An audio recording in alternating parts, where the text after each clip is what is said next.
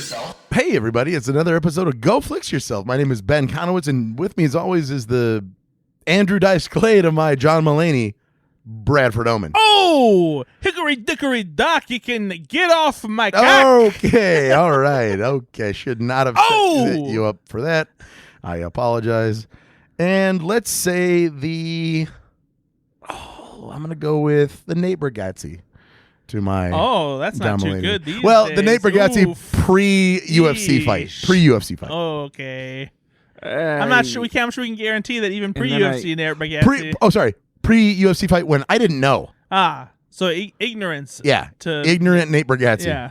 You do. We all do. Well, we all probably had. I still laugh at Nate I never Bargatze. I never don't care what you confronted guys it. say. He's still an incredibly talented. He's still really funny. He's still. It's not going to change it. She could have given him Michelle Wolf or something. What? Michelle Wolf. What about? I just didn't want to hear that impression. I don't think I can do that impression either. No, I did. That's not your. That was not an open invitation. In the bathroom. No, stop. What was that? Like, I gotta go sometimes. Oh my God, no! That's an insult to Michelle Wolf for sure. I don't know. I bet you she'd think it's right on the money. Nope, not even a little bit. Yeah, well, I mean, she's spoken into a microphone and heard herself. She understands that she's got a specific voice. It's not like that, though. It's not at all like that. And so I'd like to apologize on your behalf. Yeah, seriously, I legitimately would be mad if I was her. What happened to Michelle Wolf? I have not heard anything. She had a new comedy her. special last year. I think it was a 2-part one. But too. like she was huge. And Well, then she did the White House Correspondents' yeah. Center, and then I think she's just, and I say this she's a nationally touring stand-up comedian. Like, Yeah. she is touring. Yeah, she but gets specials done. it feels like she was on a rise. No, I agree. There was a point when it felt like she was like she was really in the zeitgeist, and it was because of the Daily Show and because of all that. So she definitely had a wave behind her. I feel like a lot of comedians have their moment in the spotlight, but don't necessarily hold on to it. Yeah, hold on to it in a way that like someone like Seinfeld has, or because if you take that opportunity and you're able to turn it into a property that will be on TV for 10 years, let's say, or into a blockbuster movie, sure. But then even people like Dane Cook did that. He was the first one to take a hold of MySpace and to really run that angle, and therefore he was selling out colleges, and therefore he got specials, and then he got movies, and then employee of the month, right? Yeah. Good Luck Chuck, Torque. Yeah. Hey, I like Dan in Real Life still. That was a good one. That's fair. He got one in there. Mr. Brooks. Okay, these are the films, guys. Yeah. And then, so he burns out a little bit on that, and he's still a nationally touring stand-up comedian. Yeah. He's just no longer relevant in that space, really. He gets mad at people on Twitter. He does, and he also does this thing, which I don't respect at all, where he really is acting as if he is the same level legend as everybody else around him, and he clearly is not. He again, at his time, he was fantastic. He was wild, man. I loved Dane Cook. Loved him. And then he's still doing the same type of humor all these years later, and it got really misogynist, and it got really shitty after his parents died, and he went through a lot of shit with his brother stealing his money and whatever. He's had a tough life in that regard, but there's no excuse to, like, he's literally presenting himself like he's gonna be this iconic, legendary, remembered guy like Seinfeld. He's not a top 20 comedian anymore. No, and it's just weird to me. It's just off-putting. Maybe I'm the only one that feels that way, but I just don't see it. I know this is a segue, but this is we're going off topic. But I mentioned a lot of movies. It's fine. But did Dan Cook get not funny, or did his brand of comedy just expire? Yeah, that's the other thing too. Is I think that there's a part of that where he had a certain kind of style and a way of saying things that just hit at the right time, and people hadn't heard it like that before, and then people just kind of got sick of it. Well, it's so in basketball there was a guy named Jeremy Lin. Did you hear about this guy? Yeah, I remember he was on the Knicks. He was on the Knicks. He's played an at Asian. Harvard. Asian. Yep, he's an Asian guy. And of course, because he's Asian, if you're not Yao Ming, you don't really have a shot as a smaller dude. But he made the NBA, and he had this crazy not resurgence, but he had this kind of longer career. But he peaked and had this Lin sanity thing, right? And he dominated. He was destroying Kobe Bryant, right? Yeah. But then the next season happened, and all the defenses had adjusted. Yep. And it's the same thing that happens with a flash in the pan, but not even a flash in the pan, because Dane Cook had multiple successes over multiple years. Mm-hmm. But eventually, the zeitgeist catches up with you and starts doing your bits back at you and in the space, and now it's just watered down. Yeah. And then your parents pass, and you start to really hate the world a bit. Yeah. And you start becoming really, and she must have gone through a bad breakup or something because he got really, really misogynist. Like he made rape jokes and stuff. It was pretty damning. And so now he's not on a redemption tour or anything. He just posts on Instagram with his little 30-year younger girlfriend. Right. And it's just weird. It's like, I guess like a similar trajectory maybe could be something like Pauly Shore. Sure. I still think that Pauly Shore now, though, has at least gotten to the point where he's like he owns a comedy club and he's just whatever. But he's not talking about himself like he's the greatest of all time like Dane is. Did he take over? Did he take over for his mom? Yeah, but I'm not sure if he still is or if it's still a thing that he's involved with because like there's been videos that have like emerged recently of him like door dashing and stuff. Oh well, maybe. Yeah. So no, I mean, but then he's not door but dashing. No. I don't mean like fake videos. I mean like real videos because there was like a confrontation where he was getting pissed at somebody for like following him while he was just trying to do his job, and he was door dashing. And so to that end, then he's definitely not the same as Dane Cook because now anyway, right. They had similar careers early. You're right. Yeah. Encino Man and Jury Duty. They had a moment where like they were very popular. People liked it. Yeah, and then everyone's like, oh, okay, we're done. That's enough. Yeah. So that gives me a lot more respect for guys that can pull it off. Like Jack Black could have technically been that. Yeah. Because he's and that could have been the guy and that's it. Yeah. He's turned that into a whole career because it's not just that, right? Exactly. He's also a brilliant musician, all this stuff. And he can act. And he can, of course. But there are, again, Adam Sandler has done this, not at the same way, but just to have a long career doing the same thing. Adam Sandler also did what Jerry Seinfeld did, the great comedians do. They became a business, which is smart, right? Yeah. Jerry Seinfeld's worth $1.1 billion.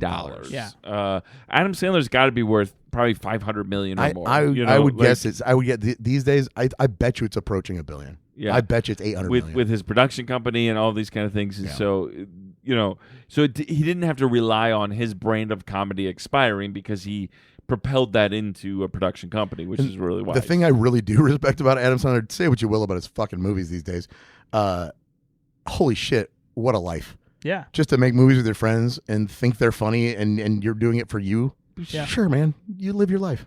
Yeah. No, and apparently there was a story going around recently too, like because he is apparently one of the nicest guys in Hollywood.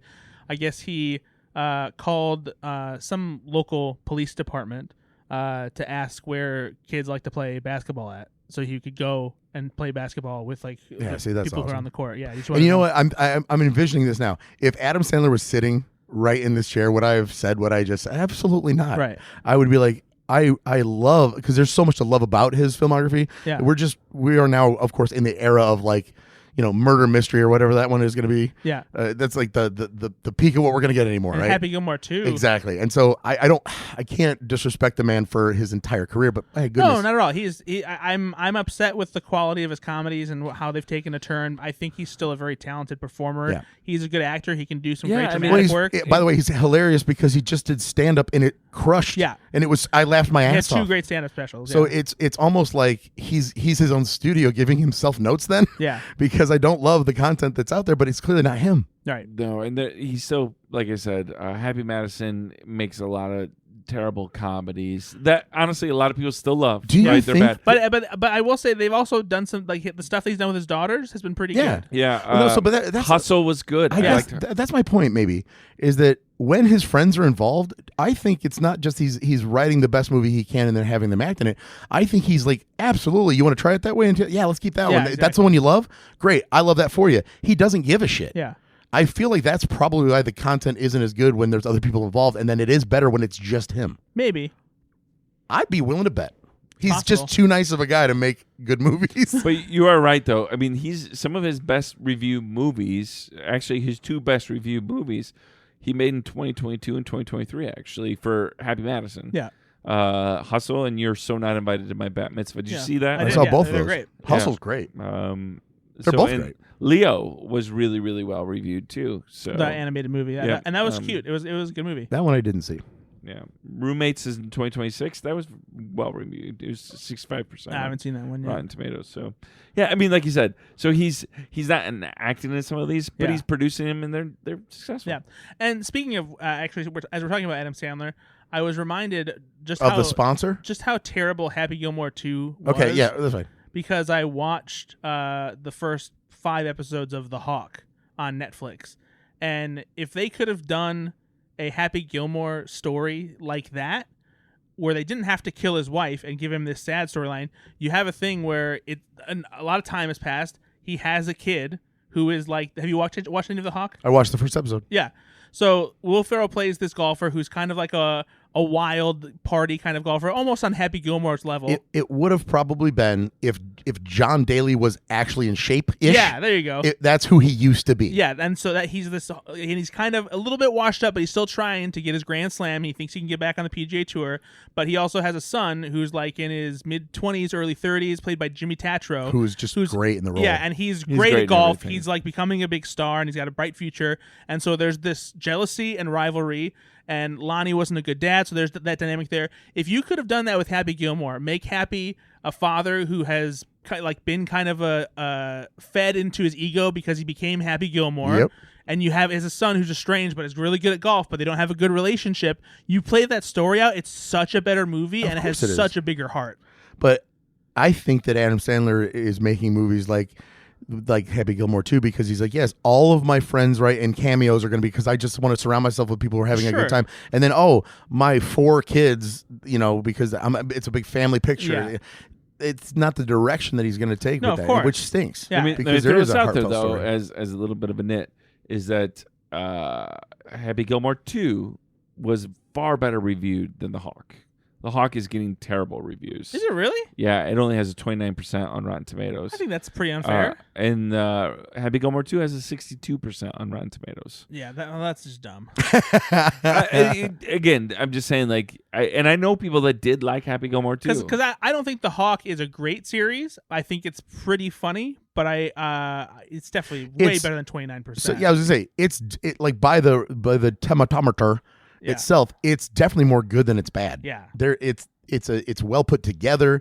There are genuinely funny moments in it, and even great supporting cast, and it's shot really well too. Yeah. Honestly, yeah, there's some really cool camera stuff that's being done. Yeah, so weird. It's weird. Watch The Hawk. It's not doing well, guys. Support Will Ferrell. He needs it. I tell those fuckers to stop it. Hey, what are we eating? It's a good question, Ben. Is it a good question, Brad? It is a good question. With your final four hat on? Let me ask you something. Final four hat? Oh, shit. Fantastic. My final You're four hat? fantastic. You fucking idiot. I'm not good with numbers. You're making people think that I like college sports, like some kind of douche nozzle. Hey, there are plenty of people like me and Nate like college sports. Oh, I like college sports. I like watching kids compete for my money and entertainment. Gross, not guys. Kids. Oh, they're men. You like the Hunger Games? They're men and women. Bring the Hunger Games back too? Kind of. Fucking dictators. Whoa. Anyway, you know what? Let's get into it, huh? Tell me what you like on your fucking hot dog. Oh, this is like the 5th time we've done this one. I forget though. I The people have forgotten. I like, what do you mustard? If we've done it so many times, what does Nate like on his hot dog then? You self-centered son of a bitch. Ketchup. It's my favorite Pringle. That's all you like on a hot dog? Yeah, You're so white. I mean, that's literally what I like too. Just ketchup? Yep. You don't put any cheese on it? Why would I put cheese on it? You don't like chili cheese dogs? I like a chili cheese dog, but I mean, I just usually don't have chili enjoy available to a me. good hot dog with ketchup. Okay? I do too, but what about cheese, baby? I mean, if there's chili and some cheese, I'm not mad. Right? Yeah, you gotta get that cheese wiener going. but it's always at a location which I'm gonna make a mess, so I don't do it. It's always at a barbecue. It is hard. Yep. So And keep I'm it on like, your cool, thanks for plate. the chili cheese dog at a barbecue. Yum! With the little tiny paper napkins. Oh my god, I love it. Nom, nom, nom, nom, nom, nom, No nom. dog to even lick it off. Oh my god, just get a dog and eat it. Anyway, what are we drinking? What are we doing here? I'm glad you like ketchup on your hot dogs because fuck mustard, right? I don't. This is mustard chips or something. Right? If this is mustard chips, No. I'm gonna be so If mad it's at made you. by French's or whatever. First of all, I hate mustard, so I would never bring mustard chips. the bag's yellow. Though. I know, and that's deceiving. That's disappointing. but I promise you, this has nothing to do with literally mustard. the French's color. It is. It's I French's promise yellow you, mustard this color. has nothing to do with mustard. And he's gonna be like, I know it tastes like mustard, but it's don't not look mustard. at the front of the bag. Don't 'Cause even it'll say- read the back. It says 'Cause the it'll flavor. It'll say mustard. And I don't want you to ruin this. Because I it'll see say French's right now. Oh, I'm gonna. It's don't look at it, Nate. Look away. Don't read it. Don't you read it. I just wanted to make sure that it didn't open. Nate, take the chip. Don't you read? Stop talking. First of all, that's way too many chips, Brad. You don't need that many I got chips. two chips.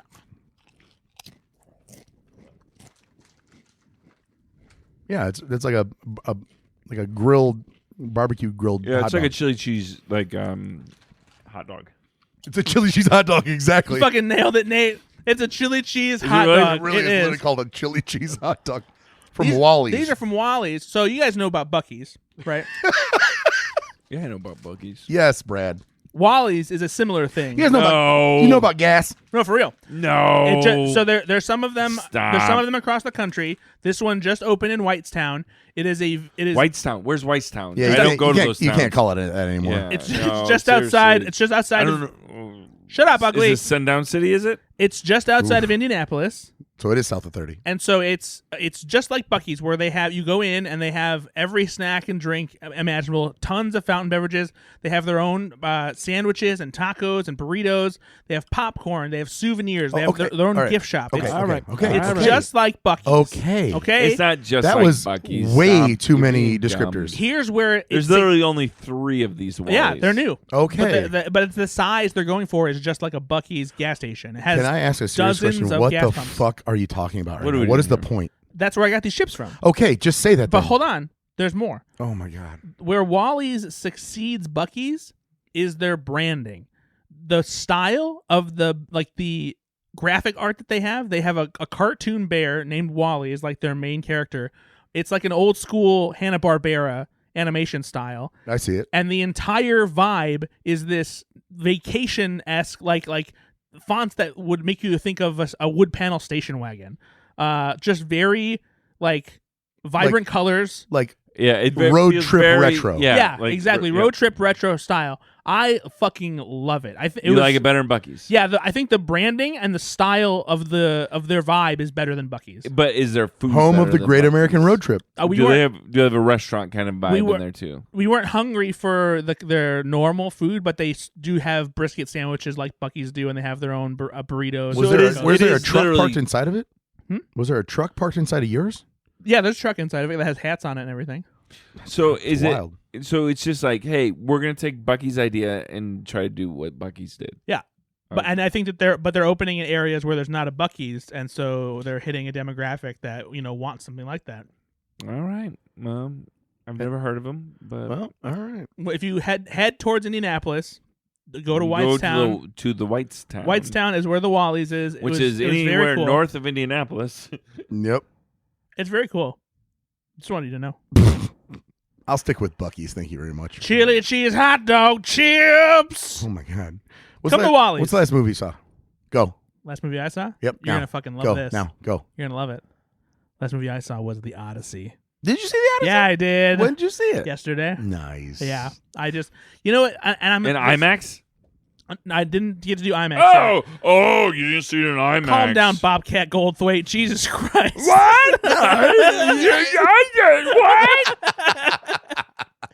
I saw it. Okay, yeah, the first two. Now that's Grover. The first two were fine, and I was trying to. You hear this, ladies and gentlemen? If you that was me tapping him on there. That was me tapping him on there for real to tell him that's enough. Trying to get him to calm down. That's enough, buddy. The first two were great. Instead, we go. It just turned into a Muppet somehow. No, so this is gonna sound a little bit cheesy when I say this. I just got. I don't even know what we're doing anymore. I just got back from a vacation for 6 days, and I went to North Carolina. No, you went for 10 days. Did not. I went for 6 days. He was gone for 3 weeks. Went to North Carolina. Went up to the mountains to a lake house with my girlfriend Caitlin. It's a lake house that is in her family. Good for you. And so I was away from any real population town, anything like that. Didn't go to a movie theater. We turned the TV on every now and then. We were mostly just spending time on the lake and chilling out and enjoying and just relaxing.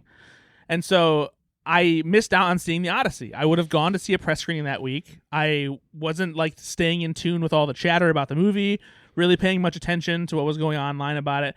This is the first time I've really been outside of the radar of a major release, not having seen it, not seeing it myself at even opening weekend, or even hearing literally your coworkers talking around it. Yeah, because I really wasn't paying attention to my work Slack, and so I got back. That's normal though.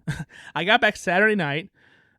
We stayed at my house, and then I got breakfast in the morning with my girlfriend, but then she went back to her house in Hammond, And so the literally after the first hour, after I catch up with my mom for a little bit, I was like, I'm gonna check see where the Odyssey is. There was like a couple single seats left in a good spot in the IMAX and at the Imagine Portage. So I went over there and hit the 2:00 so I could be back for dinner that my mom was planning on cooking. And Chicken cordon bleus? No, she was making tostadas. And that's not a joke. She was making tostadas. But no. So and why did you think that I was saying it was a joke? Because I'm Mexican. Oh Jesus. Y me tostadas and burritos. Okay, Nate, you can't talk like that. But no, I get to the theater and I just sit down and the movie starts. And I'm just thinking to myself, like, now I'm home. It was. I was so excited to see the Odyssey, and it was just such a great feeling. I was just like, oh yes, like I've missed this, you know. And it had only been a week, but I missed it so much, and it felt so good. So yeah, I saw the Odyssey. I will see it in a proper IMAX, but the IMAX is a high quality theater. Oh, absolutely. So what is the difference, like in an IMAX and IMAX? Is it roughly the same? Is it going to show IMAX? IMAX is an actual brand, and they have their own cameras and screen system that they show movies on. And Christopher Nolan shot this on IMAX film stock, so it's a very special actual format. And then they have different versions that they can show that film in as well. It's 70 millimeter. They have smaller IMAX screens. They have proper big ones. So the IMAX is just kind of capitalizing on what people know IMAX means as far as quality and whatnot. That's Imagine's second biggest screen, because I think they have like an XL IMAX or something like that at a couple locations. Can I ask a really stupid question? Yeah. I just thought about this. This is going to make me sound, because I should just think, and I'll probably come up with it. But that's not fun. Fuck me. This is going to be bad. How would they do CGI if they do film? Like if it's actual film canister. Oh, I get what it's you're recording on film. How does CGI work? So they still. I don't really get it, because don't they have to take that print and make copies of that print? You're so dumb. Wait, no, hold on. Okay, Nate. That's what I was gonna say. I want Nate to explain it. Yeah, now. Go ahead, Brad. I want to hear Nate explain. No. Brad. Oh no, Brad and I will explain this. No. No. I would like to hear how you I would describe like the process. really. Listeners, Hey, so and dumb. let's go ahead. I'm gonna make sure laughter. I'm watching the computer screen because you're not looking this up. Anyway, I saw a film. No, Brad. How does it work? So they the larger format film. Larger format film. You're such a son of a bitch. The more data, I'll say, can be collected on a film cell, the more image is captured. Okay. So it's a higher quality image. Like it's a bigger. I get that, Nate. Jesus. In order to do special effects for that, they will digitize the film to be able to put special effects on it, but then they will put it back on. Then they put film. it back on. So, and again, maybe this is another stupid question, but there is no such thing as making a copy of a copy. Then the transfer is perfect, and they don't have to worry about that. Now that I don't know how that's that a hard works. question for us. I think since they are taking the because it movie, feels like you've got real grainy film, right, and you're digitizing that. Yeah. And even if you do it at the highest level possible, that's the thing is they're able to do it and not lose any quality. Gotcha. And that's how good like the 7 I would millimeter like film to is. know the history there to see when they first really started doing that. Yeah. And because obviously, like Jurassic Park was filmed on film, right? Yes. Right. Yep. And so because it's the 90s. Yeah. And so clearly CGI happened perfectly there. Right. How far back do you we saying go the where dinosaurs went there? CGI started with film and that's a good question. never really knew, like, what was the first one, you know? Yeah, I don't know. That's a good Because question. things like 1980? 82. 82? Yeah. So the Thing's opening credits, that's not CGI. Right. That is done with literally garbage bags and flame. Yeah. And so nowadays, of course, that could be CGI. At what year were they able to do stuff like that? Here, you know? I just Googled it real quick. So, like, I guess the 1958 thriller Vertigo by Alfred Hitchcock did use computer-generated imagery, but only in, like, the title, kind of. The first film... They made something with computers in did you say 58? Yeah. It's an opening credit sequence, like with shapes and stuff like that. But the actual like first live action narrative film that used CGI in a regular film was Westworld in 1973. Oh, okay. There you go. There you go. A movie I have seen with it's Yul Brynner. Mm-hmm. Yeah, but the Odyssey was incredible. Yeah, it's great. It is an epic in every sense of the word. Yep. It is like that's how I've been describing it. Is like it's just the definition of an epic, like a modern. Yeah, epic. You saw it too, right? I did. And it's just like this is how you tell a story like that. And I think the thing I appreciated the most about it while watching it is there was never a point where anything felt fake, or I was like, oh, here's the big effects shot. So that's maybe why I asked that question. Yeah. Because I'm like, everything looks so freaking real. I do think a lot of it is real. No, though.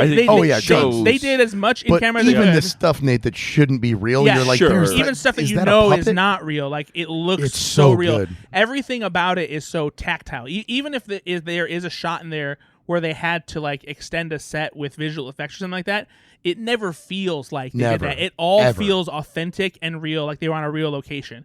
And I bring this up because I'm going to mention something to the detriment of another movie later. It's almost like, oh no, we're in a different world now. I don't want to see something like that right now, just because of how authentic and realistic and tactile the Odyssey felt. Seeing movies that look like a fresh coat of CG paint, I'm just like, nope, I don't need to see that.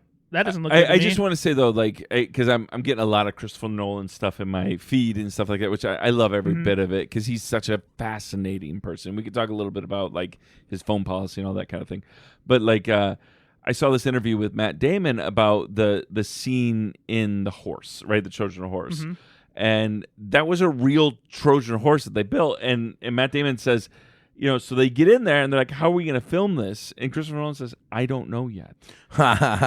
He literally says, I don't know. We're going to figure it out. Yeah. And so they get in this, and Matt Damon's like, we are freaking cramped in this thing. And we're an hour in, and Matt Damon's like, we need a break. And Christopher Nolan said, no, because I'm never going to get you guys back in there. And so they went over 3 hours in that thing filming. Wow. But I guess all that to say is Christopher Nolan will do the hard work. Yeah. Because, right, how many other directors would just make that CGI? No, right? exactly. Yeah, like, you would do some kind of trick or something like that. And but he didn't. He said, no, we're going to freaking do it. And you can tell. And you can. I think it speaks to the kind of filmmaker that he is, that all the actors are game to do something like that. Like, they don't mind being. I think put everyone trust, is right? Yeah. dying to be at this Of point course. now. Everyone is dying to take whatever role you can in a Christopher Nolan film. To be like, if you were doing the show Entourage right now, a plot point would be like him vying to get into the next Nolan film. That's how big he is. Suspend now. your love for Spielberg, because I know he's going to be your number one. Is there a greater living director right now than Christopher Nolan? Martin Scorsese. Yeah. Okay, maybe that would be the only other one. And there's just a longevity factor. Yeah. That's what I was gonna say. But No, I am more excited to see Christopher Nolan films right now than I am Martin Scorsese films. Well, now. Right now. I won't even say that. No, because I love Nolan, but I love Martin Scorsese. But Nolan, it's Ben's right Big though. Irishman fan over here. It's the longevity though. Nolan has made 13 films in his career so far. Scorsese and Spielberg have made at least double that, if not triple. I guess because they're so. However, old, right? I will say that it's not too early to talk GOAT. Because his movies he's are already enough where, one of the greats. He will go down as one of the. He greats. is in their echelon. Yeah. I'm not saying he's 100%. better than them, but he is in their echelon. No, and I think he keeps when on you proving. name people that you're saying the most well-respected filmmakers of all time, he's got to be in the conversation. Yeah, absolutely. We talked about this a little bit in our Even chat with Tenet. thread. How well this film is doing. It's doing so well. Yeah. People crave a Nolan movie.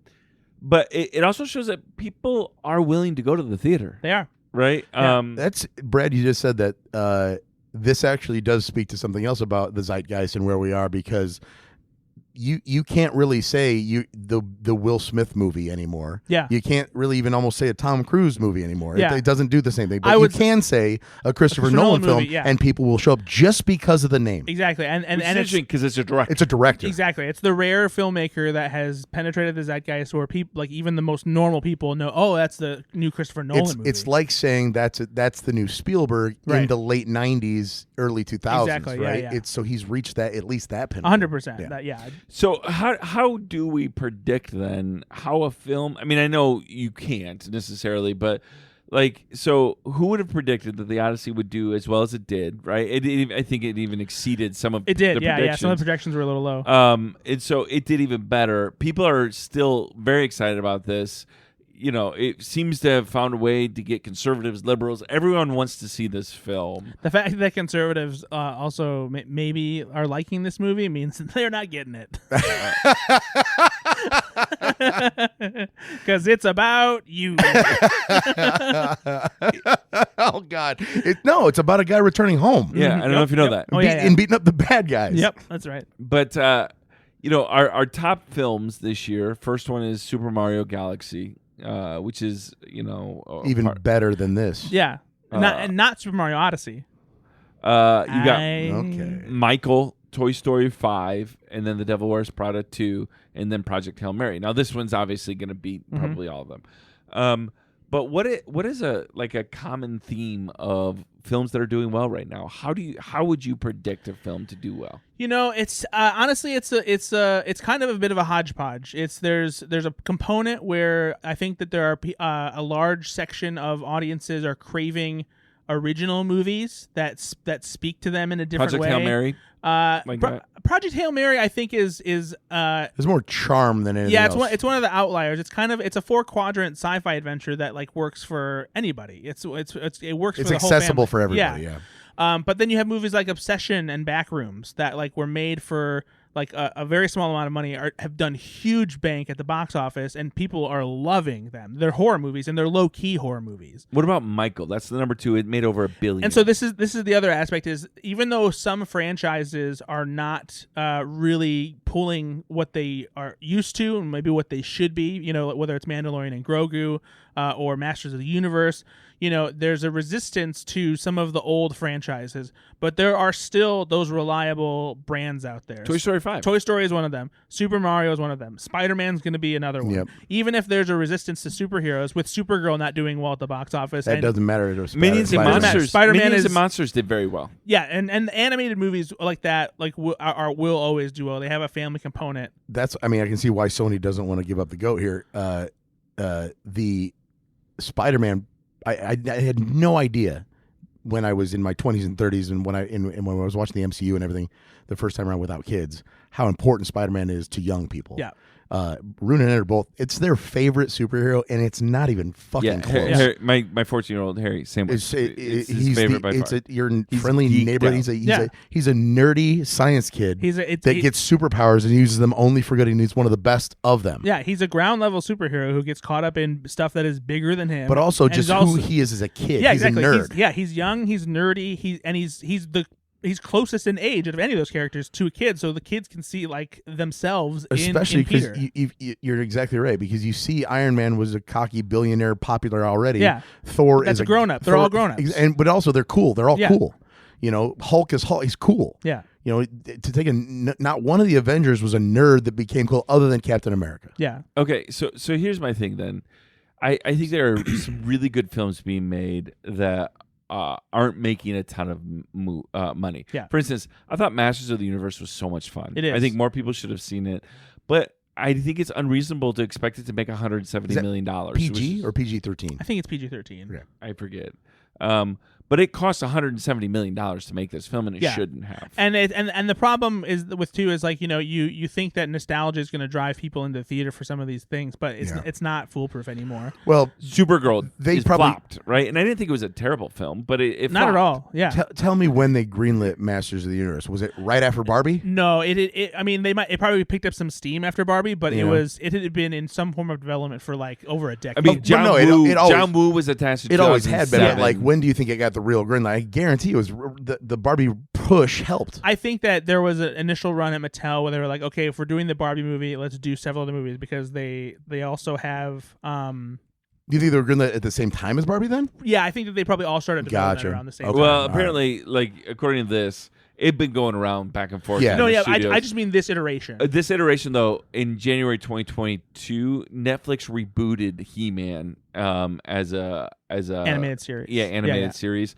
and Netflix was the big push to get this as a film as well. Oh, okay, that's interesting. Yeah. Did they let it go then? I don't know because it's an MGM Prime movie now. Yeah, I know. I don't know if they. Which, by the way, if you skip Masters of the Universe in theaters, first of all, shame on you. But second of all, as of July 23rd, it's available to watch on Prime. Okay, here's definitely go watch it. Here's a fact.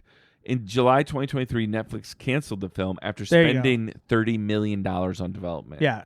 And then MGM bought it Yeah, from there you go. them. So if MGM buys it, do they get some of that development work then?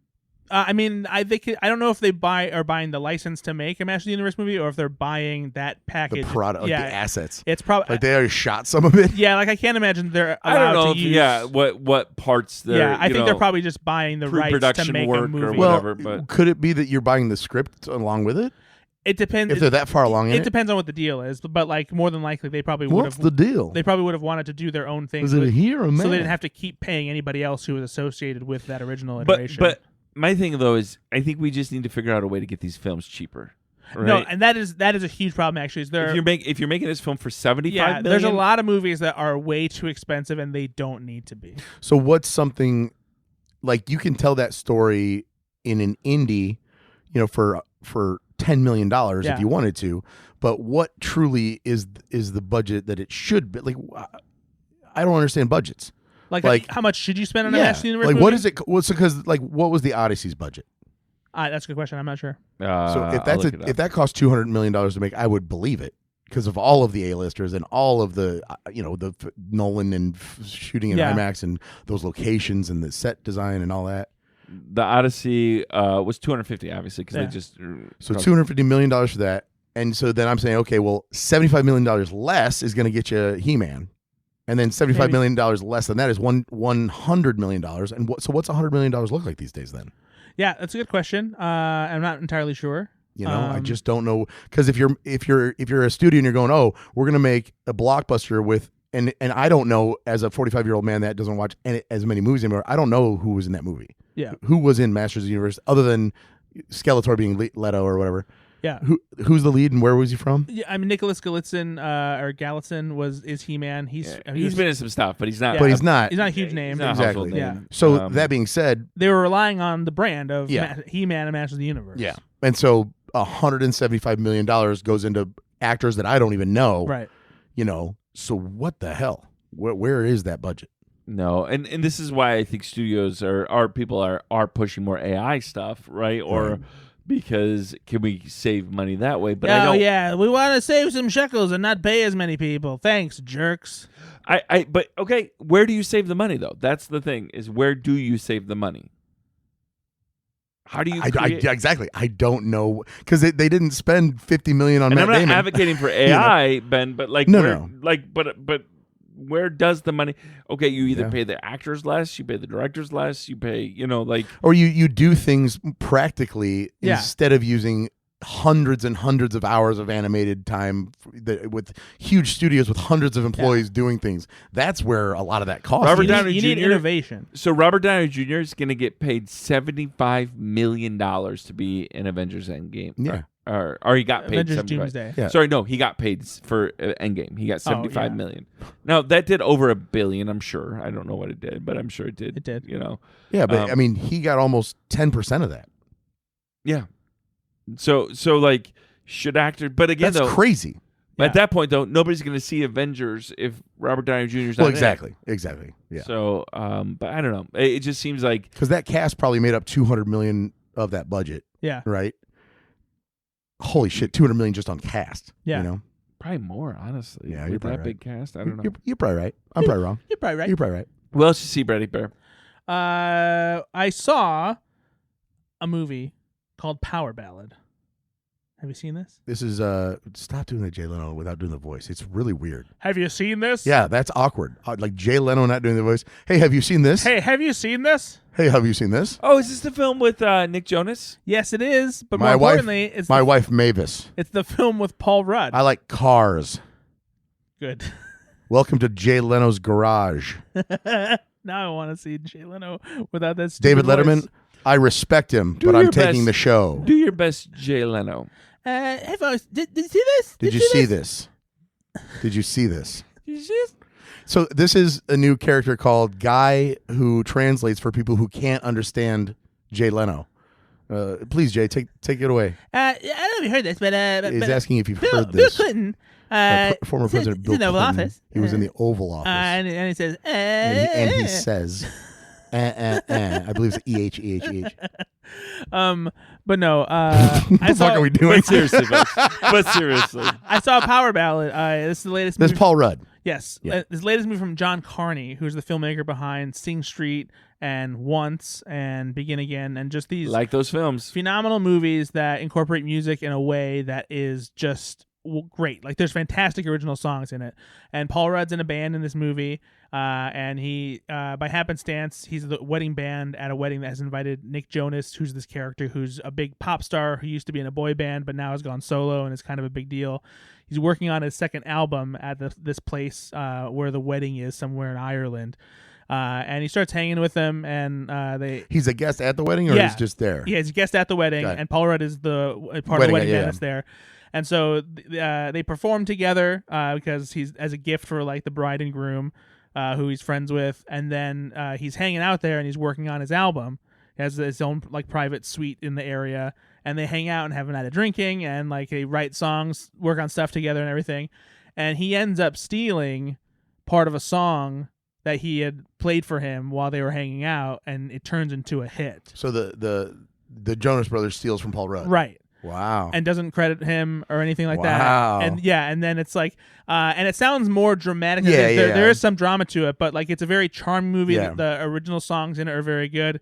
It's funny, and it's just this really cool story that just takes place in the world of. Does Paul of Rudd music. get the girl? No, it's not. It's not like that. It's not that kind of movie. The girl is the song. Oh, well, I don't want to ruin anything. So yes, But All right, no, it's a great movie. Nate, what'd you see? Wow, he's You're done. wow, he's rude. You're done. I You're done, I Andrew wanna- Dice Clay. Oh, okay.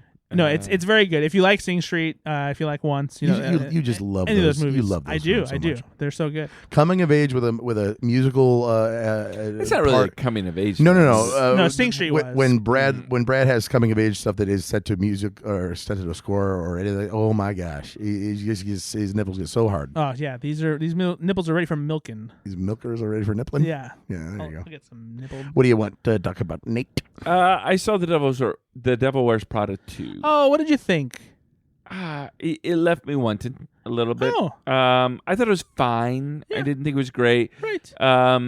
It didn't have the charm of the first one, in my opinion. I would agree with that. It was nice to see everyone back together, but it felt a little forced to me. I agree with you. I think that it's still very fun, Yep. and I like the story. I think It wasn't mad I watched it. Yeah, I think they did a decent job with it. I liked that it was more of an evolution of as a sequel rather than just trying to replicate exactly what happened in the first movie. It does some familiar things for sure, just because they know the fans want certain things, but it doesn't like here's, and I actually wrote an article about this on Slash Film because there were some people who felt that Miranda, the character played by Meryl Streep, that she was kind of defanged in this movie. She very much. I felt like she was a little bit too. And that also they would only let her have the fangs out again when it felt like it was convenient for comedy or for the plot. However, I really appreciated that they did that because I didn't want her to just be the same Miranda Priestley. We've seen that. It would be weird if she's still the same person 20 years later. Exactly. Like it shouldn't be a one-trick pony. But people were mad because like that's supposed to be like her defining personality trait. However, I think that her showing that she has softened a bit in certain areas and certain moments, which they do mock in one area where like she's obviously being told what she can't say about certain things anymore and how to phrase things. But I like that she's somebody, because of the state of the journalism industry, who has had to adapt and evolve in order to survive. And sometimes that means not being the same cold person that she was all the time. Like she knows that sometimes she has to work with somebody, that she has to swallow her pride now. And it's not her signature trait. She's not going to do it all the time, but she knows when she needs to, and that's why she's survived in this business for so long. Yeah, I don't know. I felt that they almost made her a little too weak, a little too beat up. Yeah. Based on, if you watch the first one, you see this really, I don't even want to say principle, but she's kind of by her own principles. Yeah. What she believes in and everything. She doesn't seem to be a very self-reflective character, and maybe Right. you like the evolution of her being self-reflective. And the article that I wrote on Slash Film actually compared it to The Last Jedi, because I think that people who are frustrated by not seeing the same Miranda Priestley again might be the same kind of people who are upset that Luke Skywalker didn't come back and become like the legendary hero that they wanted him to be after the original Star Wars trilogy. They didn't want to see him reject the call back to adventure and be this grumpy guy who abandoned, his path as a Jedi. They wanted to see a different version of Luke. But maybe though that's what was missing was that Miranda Priestley, because there wasn't that element to it. There wasn't that character that was just, she didn't control the screen when she was on there. It was just like another person. Like, there's that scene where Andy is looking in her office and she's hanging her own coat and she looks kind of dawdled and like, she looks almost like, I don't want to say haggardly, but she looks like, But it was those details, though, that made me appreciate that this is a movie that is actually taking place 20 years after the original. Like, they allowed for time to set in for things to change, and it's not easy for sequels like this to do that. Yeah, I'm just not sure that's true to life. I'm not sure CEOs and all that have changed in 20 years. I think that's a fair point, and a cynical one that's accurate. Oh, sorry, we put Papa Ben to sleep because he doesn't watch movies about women. Do you guys want to have the same fucking point at each other about 7 more times in a row? We don't. We have differing points. Okay, moving on. Oh my God, he's so he just I'm sorry that you don't like strong female characters in your movies, Ben. Seriously. Yeah. What'd you watch? Are you upset that Elon Musk wasn't in a movie this week? I'll stand behind it. Women can get murdered. It's 2026. Oh my God. But yeah, I enjoyed it. Didn't love it, but I think I liked it more than I wasn't mad I watched it. Did you watch anything else, buddy? Nope. What'd you watch? Very quickly, I went through. We finally got to Endgame with the boys, so I watched. First time seeing that. What'd you think? Yeah.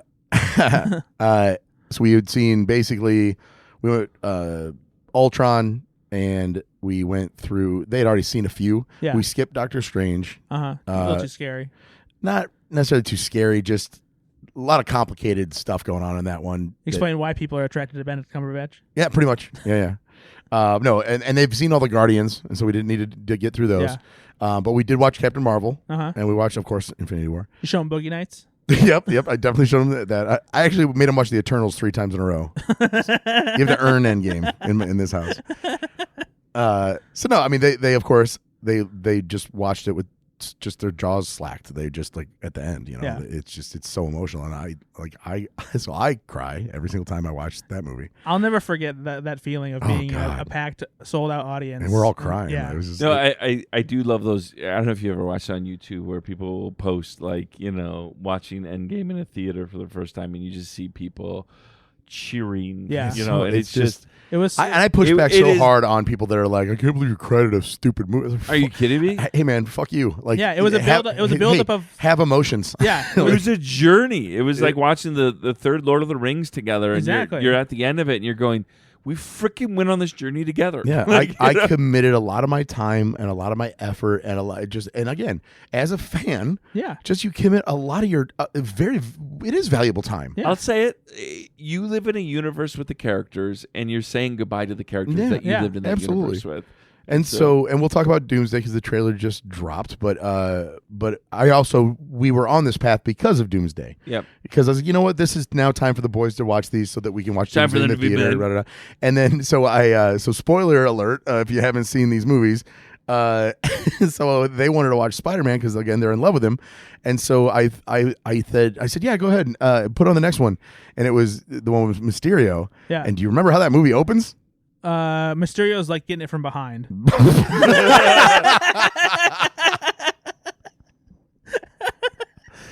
No, that's Mysterio. Oh, okay. No, it opens in a memorial service for the people that have died. Right. That's right. And so we started that movie, and it just says like R.I.P. Tony Stark, and and I go, oh, you know what, guys? And I'm glad I didn't like flip out like, oh no. I was like, oh, you know what, guys? And I paused it and I go, let's pause on this one because this actually takes place in a different multiverse. That, and I really came up with that quickly. And I don't really like lying to the kids, but man, that would have been real bad. So we watched Endgame, and it took him a second to like, because it was before we actually had even watched Infinity War, and so we wait. You showed them Endgame without showing them Infinity War? Why would you do that? No, Jesus Christ, no. We watched. They watched the trailer they watched the opening to the one Mysterio, and then we went and watched Black Panther, and this is a little bit ago. Gotcha. So I it was just very out of order. Yeah. And so now I'm like, oh shit, here's how we're going to do this, and it was fine. By the time we got up to Infinity War, is what I'm saying, they had forgotten kind of that had happened, so it was all good. Okay. Yeah. Funnily enough, I actually found out recently that Caitlin, my girlfriend, she has missed the last chunk of the Infinity Saga, so she did not see Black Panther or Captain Marvel or Avengers Infinity War or Avengers Endgame. So they started making movies with black characters, and she was like, I'm out. Did you break up with her? Or? But so she's so there's the Ant-Man movie she hasn't seen as well, and yeah, so there's a chunk that she hasn't most of them seen yet. That wait, so but then she did see Endgame? No, she hasn't seen Endgame. Yeah, so now that I found this out, I was like, oh, okay, now we have something that we got to focus on this for a little bit. Because I know. Are you doing it at all already? No, because I just found this out while we were on this trip. Is she going to listen to this episode? Maybe. No, she already what do you mean? Does she know about Tony Stark? Oh, I don't know. I had to say spoiler alert for these movies. By the time we get around to this, she won't remember anyway. Does your girlfriend listen to this podcast? Sometimes. No, Ashley doesn't. No, yeah. Molly doesn't. No, actually, she does. This is very sweet. She listens to it when I'm out of town. Aww. Because she hears them enough otherwise. That's exactly right. Yeah. That's the whole, that was the I hear your voice. That was the fucking point of the story. Because it's enough when it's here. Jesus Christ. But yeah, so that'll be fun. Have you watched anything else new? Oh yeah, sorry. So I saw I don't think I talked about it. Did I talk about the Secret Life of Henry Sugar, the Wes Anderson film? No. So I saw that a couple months ago. I just forgot to talk about it. I respect Wes Anderson more and more as he's a filmmaker. I went from being not a fanboy, but just being really passionate. Like, oh man, have you seen Rushmore? Have you seen Royal Tenenbaums? Royal Tenenbaums. Like, I was pushing people. Yeah. And then it became, okay, this is just what he does. Right. And then around Dear Jean Limited and things like that. And now I'm looking at it. What is it? Darjeeling Limited. Dear G. Whatever. Hey, how's IMAX work? Go ahead and tell me. Brad, let's tell him again. But no, and now I'm at the point where I respect like the way that he's a filmmaker. I'm not looking at it from the content as like this movie a good movie, right? But the way he shoots, I will now always watch his stuff again. Beautiful. It's just gorgeous. Yeah, it is. It's really something to look at. So yeah, that was, and this is no different. I actually showed the boys the trailer of it because I watched it and Rune was in the room. And I forgot. So he brought this up to me like yesterday. Yeah. And he goes, "Oh, like how do you pronounce it? Roald Dahl? Mm-hmm. Roald Dahl. Yeah." He goes, "It's the Roald Dahl sugar movie that you're thinking of." And I go, "What in the hell just came out of your mouth?" Yeah. And I didn't even know. And we spent 5 minutes of him, and he kept kind of giving up because I'd be like, "Nope, I'm not there yet, buddy. Keep going. Tell me more." And he's like, and I go, no. This is a fun game. This is a fun game. And it took all 5 minutes, and we didn't look it up. We didn't use the internet. Yeah. We finally got there, and we high-fived. And I was like, yeah. And I remember watching and so I put the trailer on to show him. That is expert camera work with the sets. Oh, yeah. And how they do that. It's just perfect. It's incredible. And we had just seen The Descendants, the play at the little theater. Oh, okay. And so it just kind of all blended together about like set design and things like that. That's cool. So I saw that, and then I saw Little Brother. The John Cena, Eric, it didn't Andre. look very good. It's not great. Yeah. I don't know. That's a brand of movie. Yeah. You know, it's the Kevin Hart, John Cena stuff too. Yeah. Now Vacation Friends. Did I tell you to watch that? I haven't seen Vacation so Friends. that's the outlier. I've heard it's good. It's like Office Christmas Party is the outlier for those kind of like silly movies. Yeah. I like that film. Yeah, and this feels like that felt like this genre gets its own one that gets away. Yeah. And it's what's his last name? Lil Howery. Yeah. So yeah, it's him. Yeah. He's perfect, and John Cena plays a great foil. This one is I don't like John Cena when he plays the straight man. And he's supposed to be the guy that like it has his shit together and whatever. Right. It just doesn't work. No, and the other one, he's not the straight guy. Exactly. Yep. He's the wild man. And and also I don't think that John Cena fits the bill of like, oh well, there's like diminishing returns in having him be that way the whole time. Right. Like I like Kevin Hart in small doses. I can watch John Cena be wild the whole time. Yeah. And it doesn't bother me. So I don't know. like when he was in Blockers, Yeah. and it was very funny. Love Obviously, Blockers. was Blockers not is nowhere near the lead on that, right? But he's just one of the main people in it. But he's great in something like that, Yeah. and that's him being straight laced and not the weird guy necessarily, but The taking the protective end, overprotective to the nth degree, Yeah. right? So when he's doing something extreme, it's great. He was trying to play the normal guy. They had to like make an excuse for why he looked like that. He's like, I just got to go sweat this one out. And then he's in the gym in the garage lifting weights because it's unbelievable that character would look like that. Right. And I hate when they have to do shit Yeah. like that. That's all. That's fair. I agree. I haven't watched Eric it. Andre is a very unique person. Yes. Is he okay in this or not? Because He's funny. Don't get me wrong. I don't know. I just He's I feel funny. like he's okay in increments. Small doses. Yes. The thing I like about Eric Andre is kind of like his brand of comedy, talking about like Dane Cook and like having something be different enough that people are going to steal it later. Yeah. Eric Andre has that level of comedy right now where people are going to look back and like, oh, that's where that came from. Right. Because it's very, very, it's not off-putting, it's not Kaufman-esque, it's really just his own thing. And Yeah. it's definitely dirty. You don't see it coming. But the way he sets up the punchlines, and I'm sure that he had a lot of improv with this, of course, but he talks, he's very convincing as he talks. There's like almost sometimes a Danny McBride swagger to him. Yeah. It's just a really hard to pin down thing, but I really like it. Yeah. I can't even explain it. I know what you mean. There you go. Well, thank you. Yeah. And of course I watched the Odyssey. I don't get it, but you know what? Good for you. Makes sense. No, it's great, man. I know you don't like So those kinds of movies. no, I love that movie. Good movies. Here's what I'll tell you that you didn't say that I think about the Odyssey. I have had a couple of conversations with people that don't go to the films all that often, and they're thinking about going. Yeah. And they're just like, I don't know, it's just too many A-list stars in it. Like, it's just, it's going to distract me. What a weird thing. No, but I think that people think when you're just, like, people that don't watch movies, they just go, oh, that's a money grab. There's so many famous people in it. It must just be. When did that become a bad thing? People used to be like, oh my God, look at all the people that are in this movie. Let's go right now. And so, because like some of the people I was talking to just said that they have a hard time not seeing them as their most famous other. Like they would have a hard time not seeing him as Spider-Man. They'd have a hard time not seeing him as Jason well, Bourne. then they're That's dumb. Well, calm You down. tell these people they're dumb. Yeah, just like in their face, be So- like, I'm sorry you can't suspend your silly little mind for a little bit. You know they're actors. Yeah, you know he's right? not also Spider-Man. But That's they not real. all- really Peter they Parker. all completely, of course, disappear into those roles, and you're watching the film. It's amazing. Yeah. Yeah. Everyone is fantastic in this Yeah. movie. Seriously, all of them. Yeah, it's a stellar movie. I saw one more movie Oh boy, that'll leave a piss poor taste in your mouth. I don't like that. I don't like why would it do that to me? It's Why would you watching anything put piss in my mouth? it's the Moana remake. That'll put piss in my mouth. It's so bad. That's actually where they got the title. So that's what it sounds like when you have piss in your mouth. Wow.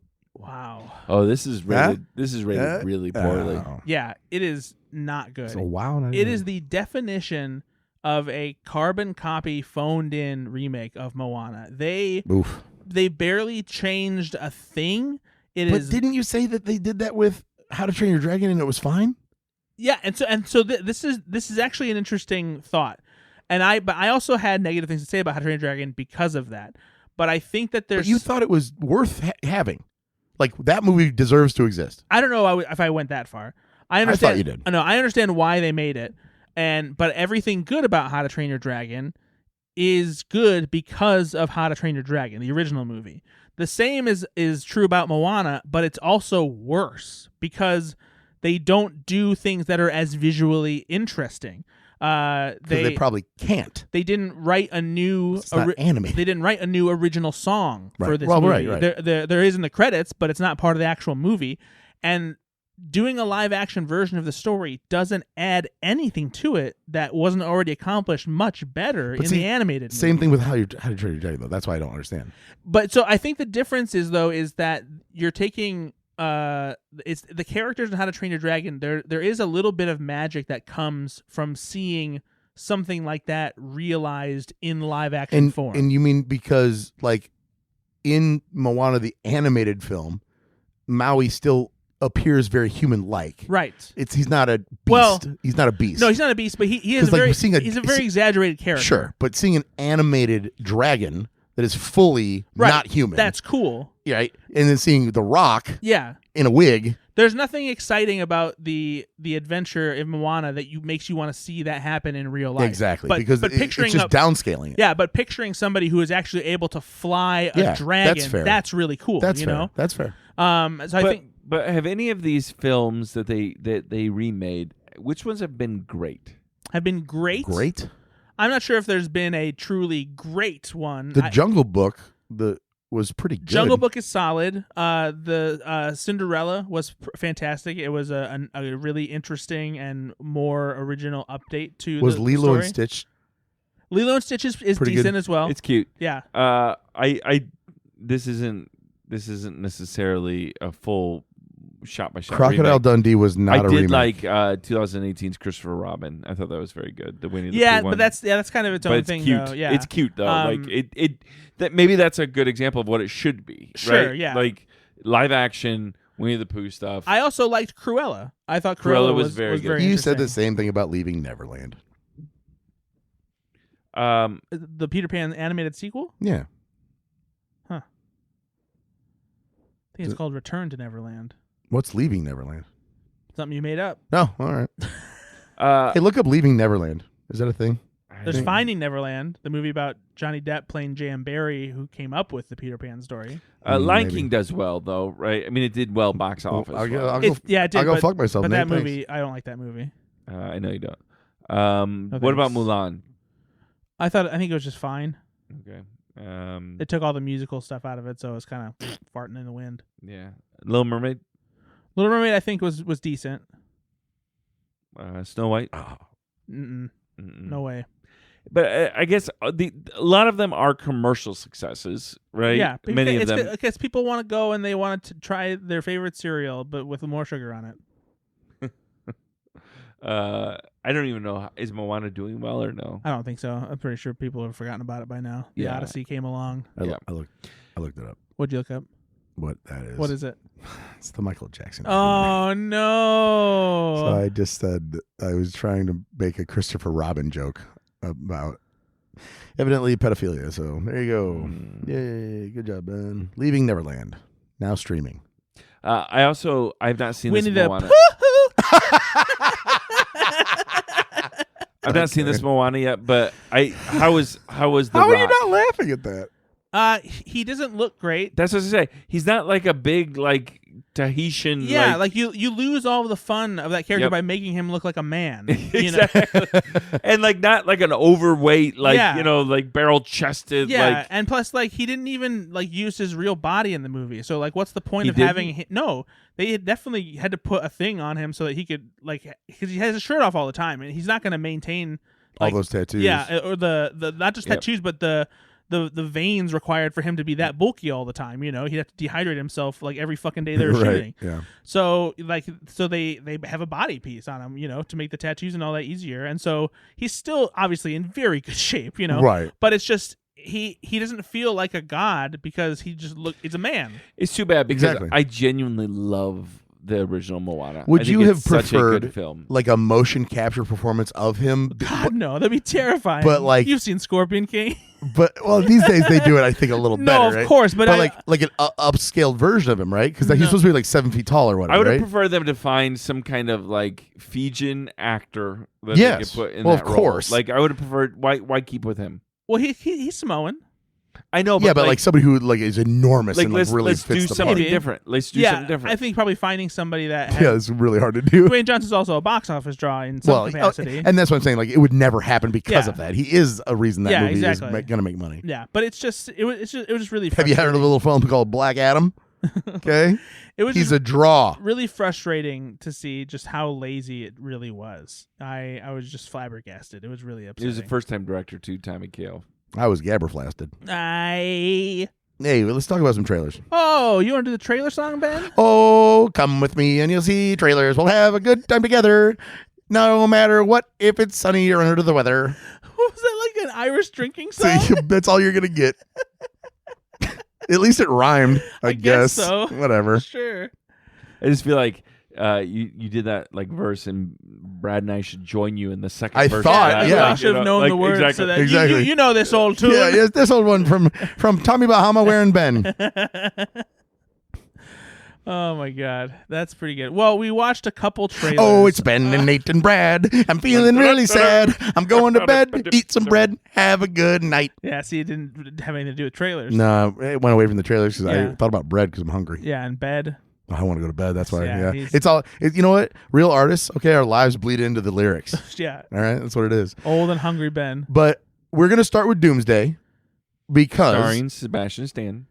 because I want you to talk about the difference between the Odyssey and Doomsday. Yep, that's what it is. I there was something. First of all, Are you gabberflasted? let me just say that I was really bummed after watching this trailer. Oh, but it's probably just because you just got out of the Odyssey. I mean, no, that's part of it. I know. Absolutely, because like you look at this movie and even the stuff that they want you to think is outdoors, like you're like they shot that inside. It's all just CGI. It all feels so fake and artificial. None of it feels like it was actually shot anywhere with any real weight to it. That's why I complimented the tactile nature. Endgame wasn't either. No, but Endgame also had a built-in legacy spanning 12 years, 22 films. Yeah, 12 years, 22 films. And so you have this culmination of something that people have come to care about. You had the Infinity Saga that had focus on characters, and you knew which core members of the Avengers that you have been on board with this whole time. But also, you're not, even if they had the ability to make it very grounded and tactile, they wouldn't, because that doesn't look the same as it always has. But this just doesn't benefit from arriving in a landscape where people are starting to get sick of seeing CGI fests like this, where nothing. It won't feels matter real. at all. By the way, none of this matters. This will still be huge at the box office. I do have a feeling it's not going to do as well as people think. I think it will. It'll do $1 billion. It'll still be huge, but it won't do anywhere. It'll do $1 billion. I don't think it'll do anywhere near Endgame numbers. Do you think it'll do $1 billion? No. It'll do $1 billion. It might be just under $1 billion, but we'll see. I don't know. Marvel's not done well lately. So. No, yeah, their track record is not great. Look at this though. Like, this is the perfect storm of nostalgia. But the people that didn't have kids when Endgame hit now have 10-year-olds. And I will say, I don't. How long ago was Endgame? It feels like forever. I will say I don't know what the pulse is on general audiences who were into Avengers Endgame and were on board with all of that. I mean, I think that I'm one of those people, because I'm one of those people that watched every single movie, but then never, ever, ever saw anything other than WandaVision. Yeah. And then also didn't see the newest films in theaters at all. Yeah, maybe. But you're going to see this one. But I'm going to see this opening day. Yeah. So that's why I think that No, that's fine. I think that there are more people like me maybe out there. Yeah, but because again, Nate and I kind of talked about this when it was announced, right? That Tony Stark was Downey Jr. was going to be in it. We're just like, I don't care. I need something fun. I don't. The world's hard right now, and I know that I'm giving up passengers to do a money grab, but I don't care, because I saw this trailer and I saw Captain fucking America again, and Captain it made America, me happy. and I saw don't Thor, care. I don't care. Like, I saw the Brad, characters I don't care. that I love. I love these, and I love seeing Gambit and what's his name? Shang-Chi. I love seeing them in a scene, and then seeing Ben Grimm shake hands with Patrick Stewart is in there. It's just everything. It's just it's gonna hit for that reason only, and I don't care. If the X-Men weren't in this trailer, my hype would be so much lower. I think that this movie feels fake. It feels like an AI movie. It looks like an AI movie, and I think that it has an uphill battle to matter and to make you care about a character who has not yet been properly introduced into the Marvel Cinematic Universe. Right. You have to believe that Dr. Doom, who has had no previous presence in the Marvel Cinematic Universe, that will be the challenge. Is bigger than Thanos. Is bigger than Thanos. Is a threat to be reckoned with. And I hate that this trailer breaks one of the cardinal rules of filmmaking, which is show, don't tell. This entire trailer is based around Thor being adamantly telling you about it, like, no, guys, he's scary. Right. And it's like, oh, cool, he caught your axe with his fingers. Great. I'm fucking terrified. I don't, like, I want to know what is going to make him a good villain. I don't want you to tell me it. I want to see it. I want to feel it. Now, but again, for those of us that just watched Infinity War and Endgame and just saw how powerful Thor is, and for that to happen, that's kind of like Thanos bitch-slapping Hulk, and it felt, whoa, okay, well, at least they're introducing a very powerful villain here. At the same time, though, I think that having it be Robert Downey Jr. is to its detriment. I don't feel as scared. Yeah, knowing it's Robert Downey Jr. I am a little bit. I am a little concerned on how they're gonna. And I don't like his voice so far. I think he sounds like Werner Herzog. That's really annoying to me. Oh, was that him? I'm not joking. That's him. That's him. That's Doom. Yeah, at the beginning, that's his voice. I was like, who's the actor that got to do this shitty Russian accent? That's Robert Downey Jr.'s Doom. It's his Latvian accent. Whew. Question then. Tough. Which film? Hype train leaving the station, coming back for a little bit of a park job. Which film is gonna do? Which film is gonna make Did I say more $1 billion? money? Oh no! This or the other film that's coming out the same day? Yeah, so we will talk about that here in a second. Love Actually 2? What I want to wrap up the Doomsday discussion. Love Actually 3? Because Did they make it 2? as excited as I'm sure you are to have Chris Evans come back. I am. It doesn't feel like that they've really earned it yet. And, Sure. And I Why? almost, Because they've only had one Captain America movie yeah, well, without him? And it feels like that they know And it was bad. That It was bad, yeah. It feels like that they know they don't have any core characters that you care about enough, and they need Steve Rogers to be there to be the backbone. Listen, I'm not saying that I disagree with any of these. I just don't There's care. a lot I working want to against watch it. I agree with every criticism. I agree you with all have. of it. Yeah. I will be there. I'll be there on opening day. No, and I will be too, because I'm curious more than Well, anything. shut your mouth. Yeah, shut up. Shut up. Shut up. This is one of those Shut situations. your fucking This is one of those situations where I would love to be proven wrong. Cut I his would mic. be. I would be happy to be proven wrong. Cut his I mic. don't want to be right. Yeah, good. Yeah, you're often not though. You're often not a lot. Anyway, actually. but no, Like the more often than not. The other movie that's coming out, and this is going to result in quite the big cinematic clash, is it's going to be Doomsday, because Dune 3 is coming out the exact same day as Avengers Doomsday, and neither movie is refusing or is agreeing to move. I mean, I don't think they should. I think that you're gonna get more people to see both. You might. I think that there could be an interesting crossover. I don't know if Dune will make more money. I think it has less broad appeal. It won't. No, Doomsday will win for sure. But Dune is a big deal. It is. But people are going to watch that the second weekend after they watch Doomsday. But I wonder if the word of mouth on Dune is going to be stronger than Avengers. I wonder if Avengers is going to be front loaded. Avengers, it will. And if people find out that it sucks, then That's what I'm saying, though. Opening weekend, it's going to be Doomsday, and it's not even going to be close. yeah, probably. We'll see. What do you think Doomsday possibly opens to? 150 million? Dune has the IMAX theaters. So Dune opens with 75 million and Doomsday 150?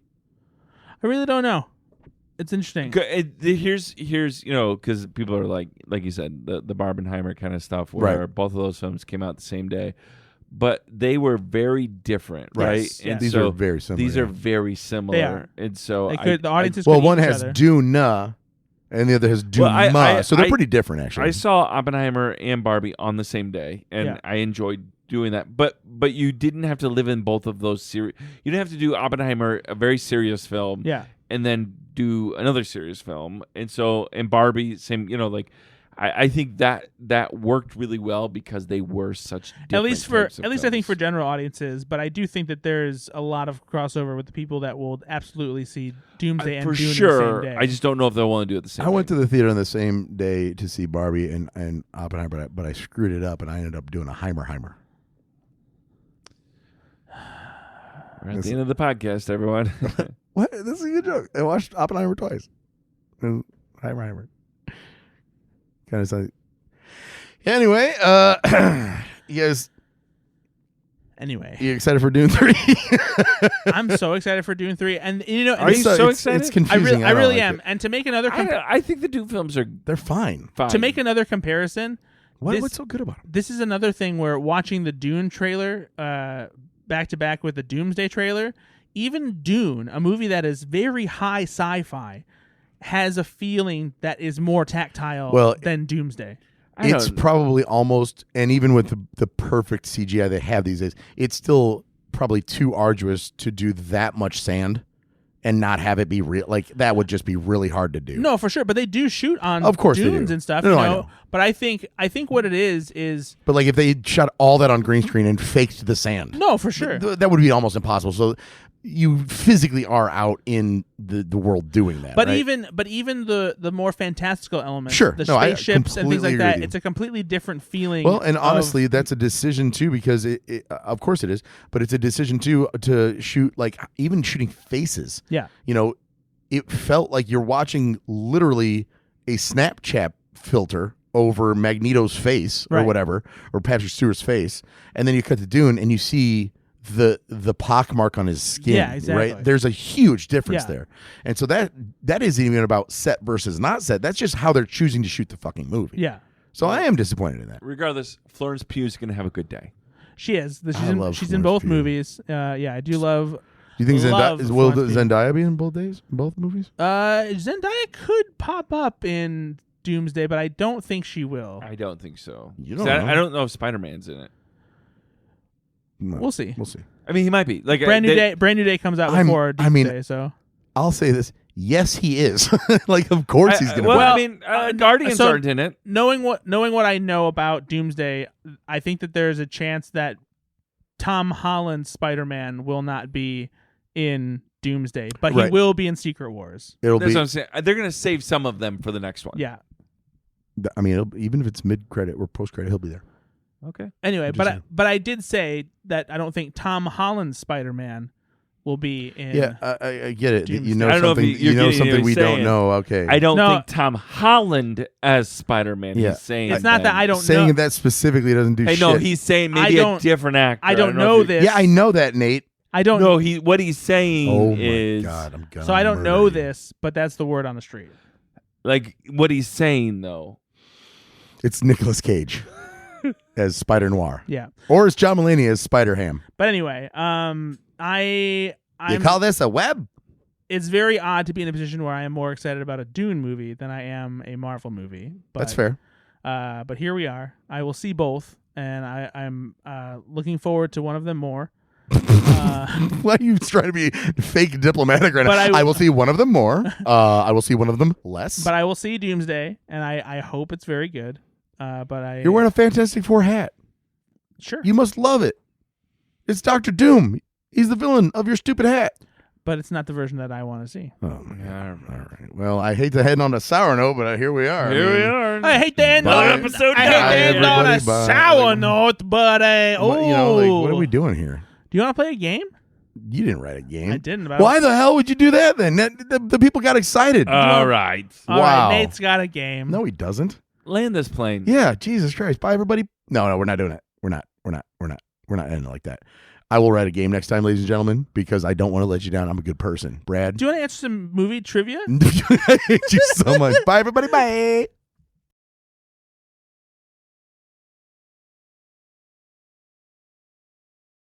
Nah, cheating, eh?